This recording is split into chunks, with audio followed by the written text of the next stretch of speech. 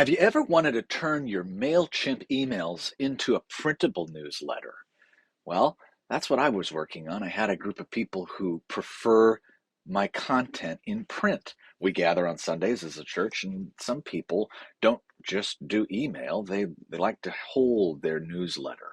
So if you just hit print in Gmail, you get something that looks like this. First of all, the whole page is wasted.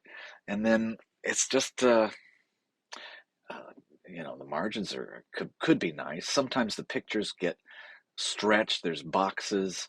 It just doesn't look like it doesn't look professional. Like I want to hand this out to the people in my organization that want that. So here's what Apple Mail's app would do. It would look about the same kind of issue. The images are getting cut and split over multiple pages. Even text is just being divided between pages. That's not going to work for the professionalism I want to project for our organization. So I made a website that instead gets you something that looks more like a typical newsletter. We've got our heading, we've got a little title, subtitle, and then we can put in the content from our MailChimp. None of this was edited in a text editor or InDesign or anything like that. It was just all this content is automatically sourced from what was sent in MailChimp campaigns previously. So let me show you how I did it, right? I've got a website you can go to, Chimp Print, and you have to find your campaign's archive URL just for testing purposes. My URL for my church, that's available. You can click down there, drop that in. And when you click this blue button, you get to pull from your campaign. Now, if you find your campaign archive, you can put it in there and you can start to pull from your campaign.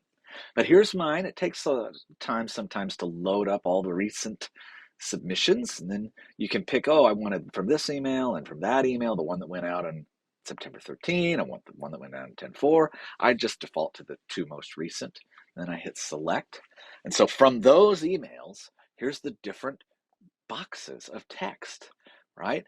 This is one little entry. I don't need the featured title because it's already at the top, so I'm going to get rid of that.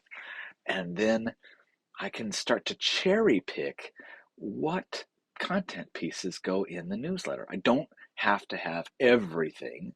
I can remove things. For instance, if we're gathering on Sunday and I sent the email out on Wednesday, some things have already happened, so they'd be out of date if they looked at it on Sunday. But the things that are in the future, you can find those still.